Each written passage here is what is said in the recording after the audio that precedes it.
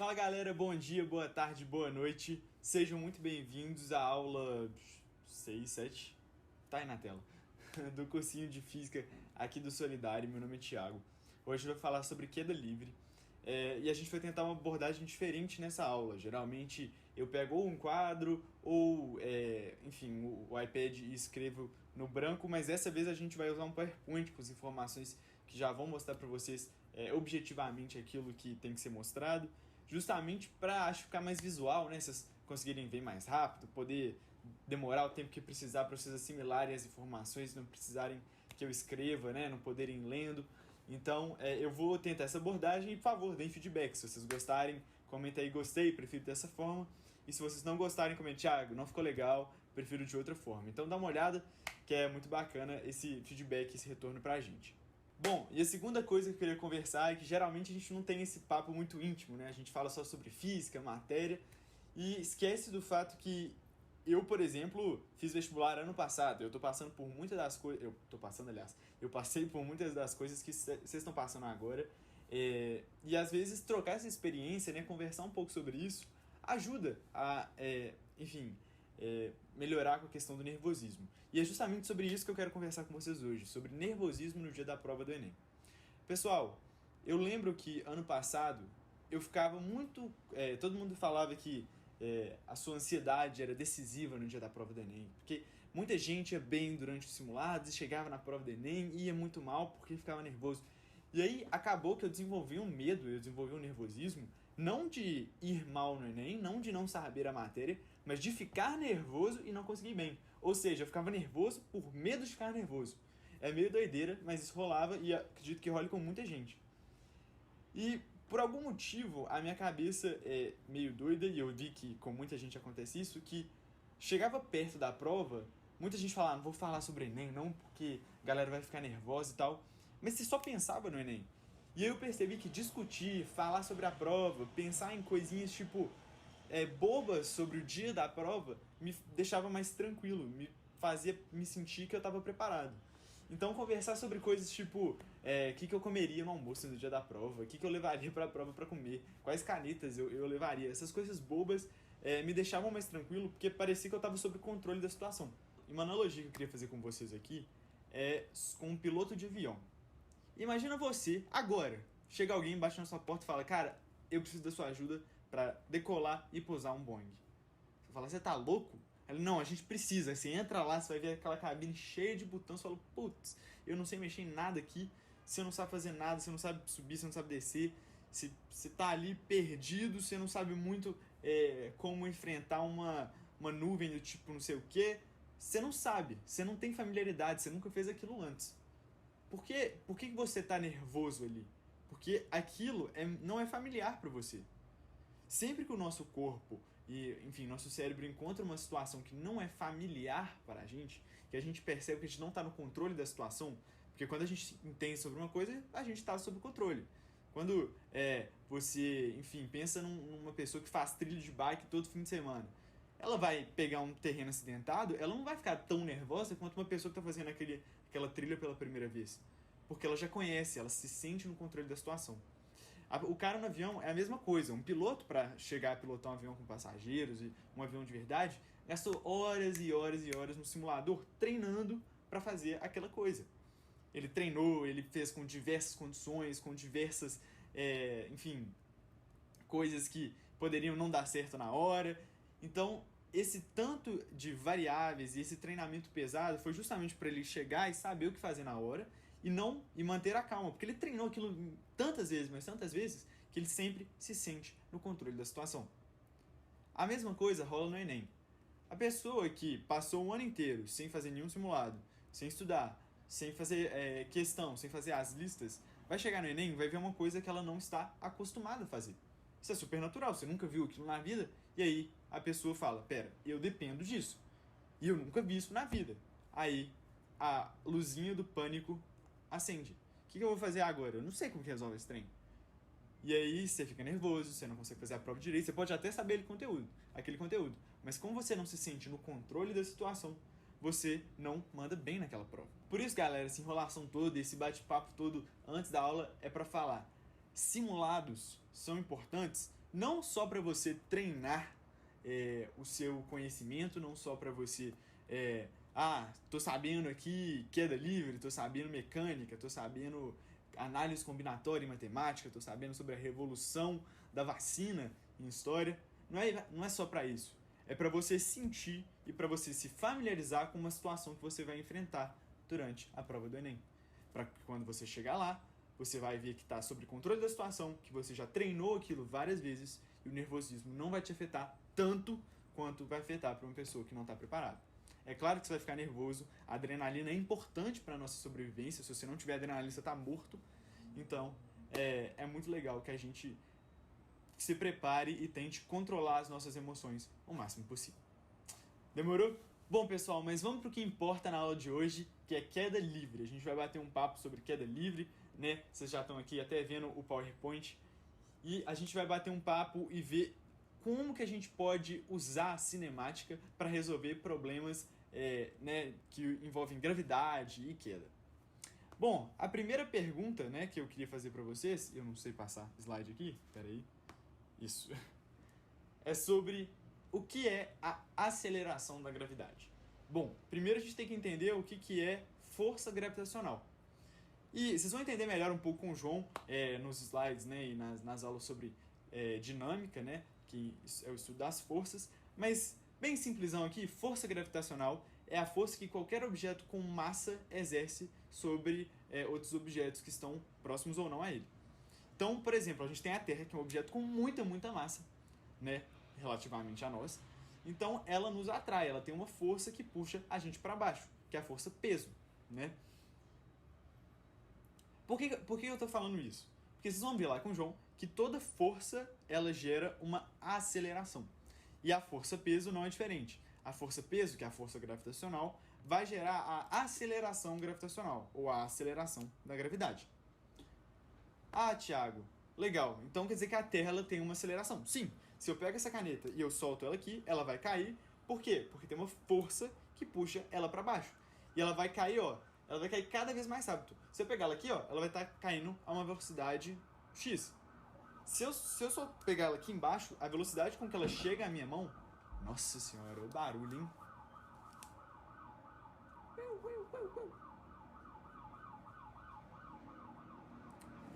Mas se eu pegar ela aqui... Bom, voltando ao que eu tava falando.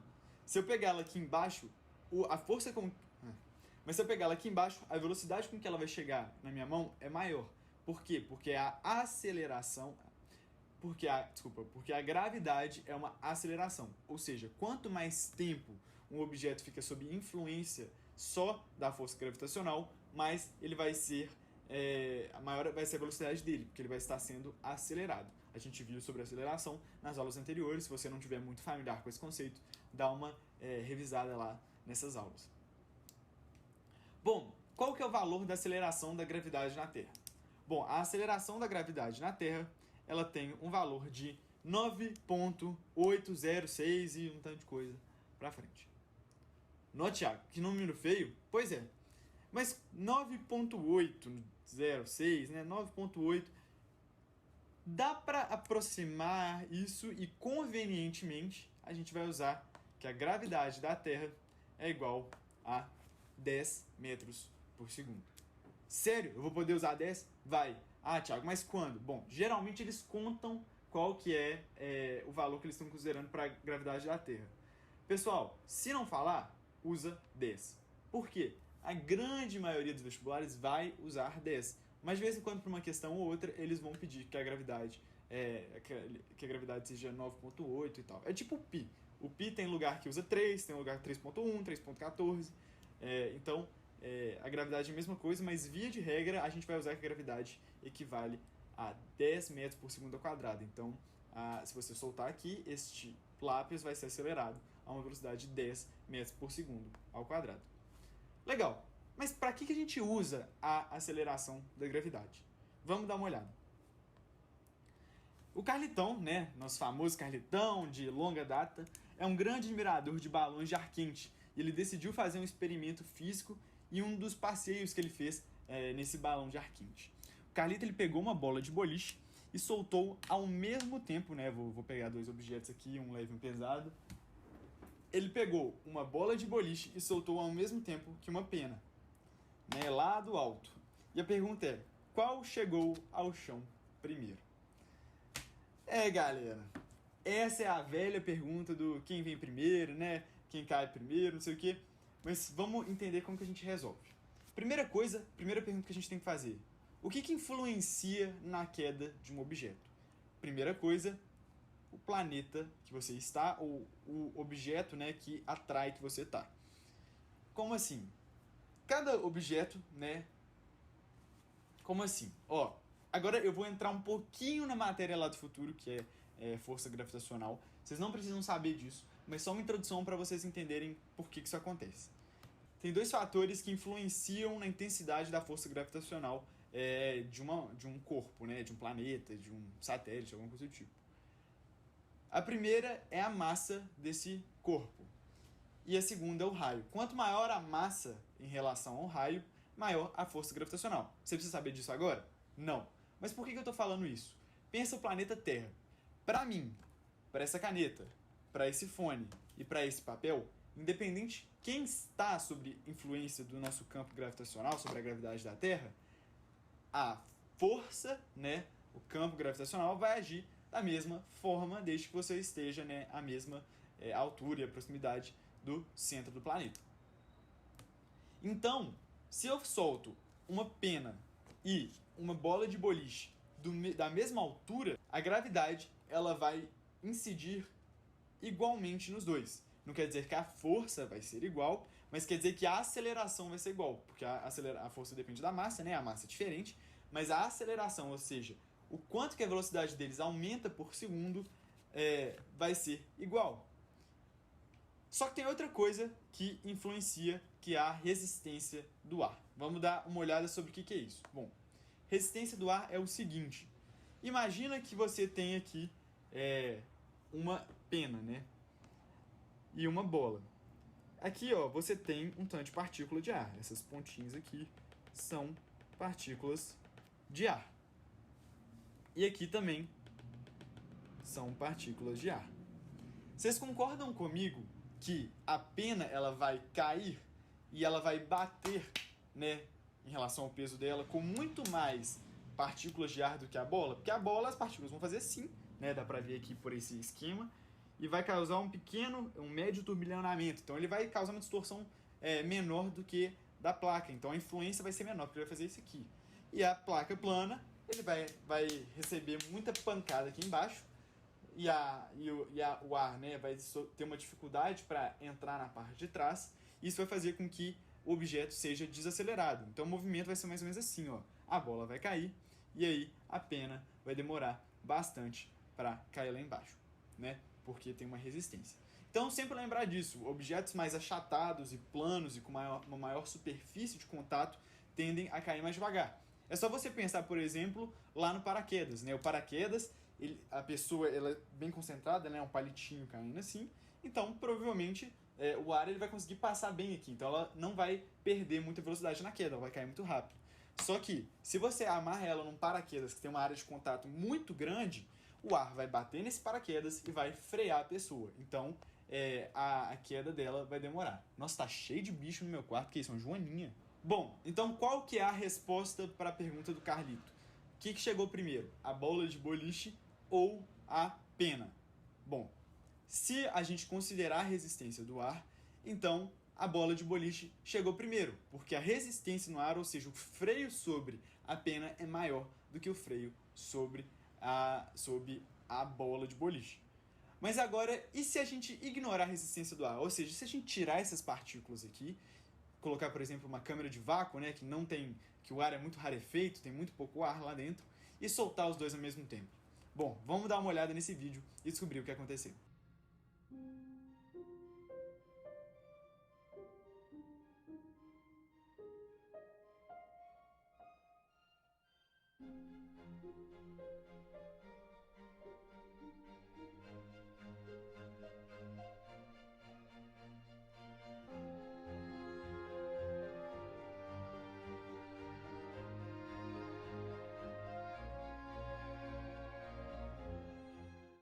Bom, deu para ver então que sem a resistência do ar, os dois caem ao mesmo tempo, justamente porque a aceleração da gravidade é igual para os dois. Então vamos dar uma olhada nessa questão aqui da Universidade Estadual do Rio de Janeiro. Foi veiculada na televisão uma propaganda de uma marca de biscoitos com a seguinte cena. Um jovem casal está num mirante sobre um rio e alguém deixa cair lá de cima um biscoito. Passado alguns segundos, o rapaz atira no mesmo lugar de onde caiu o biscoito e consegue agarrá-lo no ar. Em ambos os casos, a queda é livre, ou seja, não tem nada segurando eles, e as velocidades iniciais são nulas, ou seja, você soltou aqui e você não acelerou ele para baixo, você soltou ele do repouso e ele foi só acelerando pela força da gravidade, pela aceleração da gravidade, desculpa. A altura da queda é a mesma, então, soltou assim, e a resistência do ar é nula, ou seja, a gente não vai ter nada freando nenhum dos dois, então o formato do biscoito e o formato do corpo humano não vão influenciar nessa queda. Para Galileu Galilei, que é o cara que pensou nessas coisas, a situação física deste comercial seria interpretado como A. Impossível, B. Possível, C. Possível ou D. Impossível. Tá, vamos ver as justificativas. Impossível porque a altura da queda não era grande o suficiente. Possível porque o corpo mais pesado cai com maior velocidade. Possível porque o tempo de queda de cada corpo depende da sua forma. Impossível porque a aceleração da gravidade não depende da massa dos corpos. Tá, então vamos um por um. Impossível porque a altura da queda não é grande o suficiente. Pode ser, vamos olhar aqui. Opa! Aqui. Impossível porque o corpo mais pesado cai com maior velocidade. Gente, a gente já viu que como a aceleração da gravidade atua igualmente independente da massa do objeto, elas vão ser aceleradas à mesma velocidade e vão cair à mesma velocidade. Então, essa aqui, a letra B, está descartada, está errada. C. Possível, porque o tempo de queda de cada corpo depende da sua forma. É verdade, isso tem razão. Mas aqui, olha, se a gente der uma olhada, deixa eu escolher aqui. A gente fala que a resistência do ar é nula. Ou seja, o que isso significa? Que o tempo de queda não vai depender da forma, porque não vai ter nada freando. Então, a resistência do ar aqui não importa. Essa alternativa está errada. Bom, agora vamos olhar. Impossível porque a aceleração da gravidade não depende das massas do corpo. Ok. Por que a letra A está errada? Porque ela, se tivesse a resistência do ar, de fato, a altura da queda ia poder influenciar. Porque, você pensa comigo, quanto mais rápido você está, maior a resistência do ar é. Então você vai perdendo velocidade, enquanto um outro ainda está ganhando. Então você vai poder encontrar, mesmo que pulando depois, porque a resistência do ar está freando e o outro está caindo mais rápido. Então você vai poder encontrar. Mas como aqui não é o caso de ter uma resistência do ar, a resistência do ar é nula, então a gente não tem essa variação na velocidade. Então a altura da queda, se ele pulasse de um lugar de 10 metros ou de um lugar de 1000 metros, não ia fazer diferença. Então, como eles estão pulando em momentos diferentes e a aceleração é a mesma, esse aqui de baixo sempre vai estar bem mais rápido e o de trás, que é a pessoa que está pulando atrás do biscoito, nunca vai conseguir alcançar. Então, letra A está errada. Resposta letra B, impossível, porque a aceleração da gravidade não vai depender da massa dos corpos. Se você, de novo, jogar uma pena e uma bola de boliche numa câmara de vácuo, sem resistência do ar, os dois vão cair ao mesmo tempo. Bom, agora vamos uma pequena alteraçãozinha nessa questão aqui. Carlitão é um grande admirador de balões de ar quente e decidiu fazer um experimento físico em seus passeios. Carlito pegou uma bola de boliche e saltou do cesto do balão. Eu acho que era pra jogar a bola de boliche, mas vamos falar que Carlito saltou do cesto do balão, coitado. Sabendo que a bola caiu durante 12 segundos, na verdade então foi a bola que saltou, não foi o Carlito, graças a Deus. Sabendo que a bola caiu durante 12 segundos, calcule a velocidade com que a bola atingirá o chão, Então, vamos pensar nessa questão, galera, seguinte, a gente sabe que a velocidade final é igual à velocidade inicial mais a aceleração vezes o tempo. A aceleração da gravidade é uma aceleração comum, como qualquer outra, e a gente vai tratar ela como qualquer outra. Então, a velocidade final, que é o que a gente quer, a velocidade com que ela vai atingir o chão, vai ser a velocidade inicial, Carlitos soltou a bola do repouso, então 0. Mais a aceleração, qual que é a aceleração da gravidade? 10 metros por segundo, né? A gente não falou nada. Vezes o tempo, 12 segundos. Então a gente vai ter que a velocidade final é igual a 120 metros por segundo, né? Desconsiderando aqui a resistência do ar. 120 metros por segundo. E agora ele pede outra coisa, ó. Carlitão pegou uma bola de boliche e saltou do cesto, na verdade ele não saltou, né? Ele jogou a bola do balão. Sabendo que a bola caiu durante 12 segundos, calcule a altura que o balão estava. E agora já complicou, né? Ele quer saber a altura do balão, sabendo que a queda durou 12 segundos. Vamos pensar nisso aqui? Ó, vamos lembrar da nossa equação que relaciona tempo, distância e aceleração. Deus vê tudo mais meio atrapalhado ao quadrado. Então, a gente quer o quê? A distância, quer saber a altura. Velocidade inicial vezes o tempo. A gente tem o tempo? Tem. A gente tem velocidade inicial? Tem. Partiu do repouso, ou seja, se ele está jogando, ele está soltando, ó. Aqui, quando ele está soltando, a velocidade é 0. Então, VOT é igual a 0. Mais meio de AT2. Qual que é a aceleração? Aceleração da gravidade. 10. Meio de 10, 5. Vezes T2, T é 12, 12 vezes 12, 144. Então a gente tem aqui, fazendo essa continha, ó, segundo ao quadrado corta com segundo ao quadrado, né? O tempo era normal, mas aí como elevou ao quadrado, o segundo também elevou ao quadrado, vai ficar 5 metros vezes 144, dá 720 metros de altura, né, que o balão estava. Agora vamos fazer mais uma outra questão para a gente aprender direitinho. Essa da FEI-SP, uma universidade que muita gente aí conhece. Um atleta da Vila Olímpia deixa seu par de tênis, aliás, um tênis só, cair pela janela. Esse povo deixa as coisas cair pela janela, é impressionante. Ao passar pela janela do terceiro andar, verifica-se que a velocidade do tênis é aproximadamente 11 metros por segundo. Então é aquele tipo de situação muito plausível que acontece muito no cotidiano, que uma pessoa, né, tá ali na janela, deixa o tênis cair, muito comum, e aí tem outra pessoa pronta esperando o tênis cair, marcando a velocidade que ela vai passar pela janela. Muito plausível, bacana.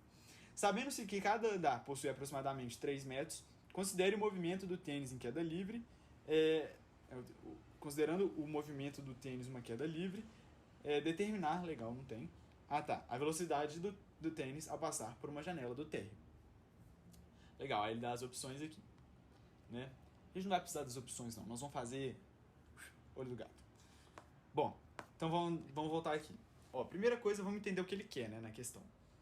Então a gente tem um prédio, tem aqui o terceiro andar, e quando o sapato passou por aqui, né, caiu até o chão, ele estava a 11 metros por segundo. E aí, até o chão, a gente vai ter 3 andares e cada andar tem 3 metros. Ou seja, a gente tem aqui até aqui 9 metros até o chão. E ele quer saber com que velocidade ele vai chegar ao térreo, né, que é o chão. Então, a gente precisa de uma equação que relacione a distância percorrida, 9 metros, né, que é a altura, a velocidade inicial, a velocidade final. E, de preferência, que não use o tempo, porque a gente não tem essa informação aqui, a gente teria que calcular por fora. Bom, que equação que usa? Aceleração inicial, aceleração, velocidade final, velocidade inicial e distância percorrida. Torricelli, né? Então, vamos aqui, ó, Torricelli, que é velocidade final ao quadrado, que é velocidade inicial ao quadrado, mais 2 vezes a aceleração vezes a distância. Vamos calcular isso aqui.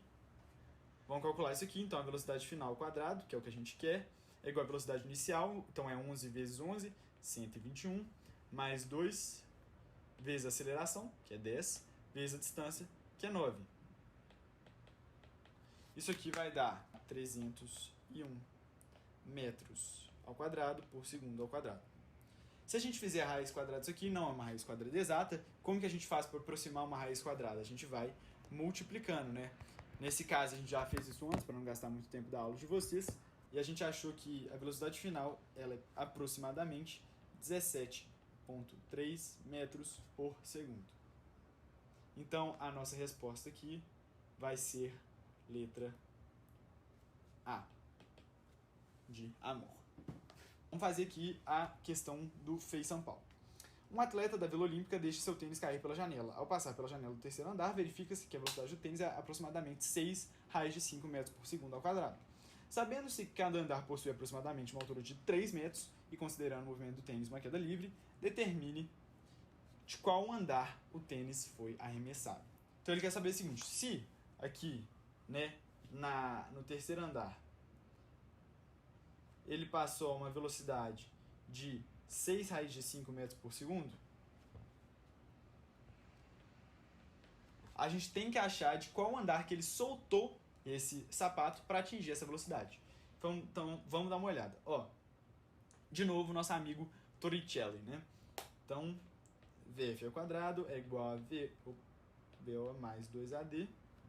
Velocidade final, a gente sabe, né, que a gente quer saber a partir do terceiro andar. Então, a gente quer saber, assim, ó, o ponto final da nossa trajetória aqui, que se importa pra gente, é o terceiro andar.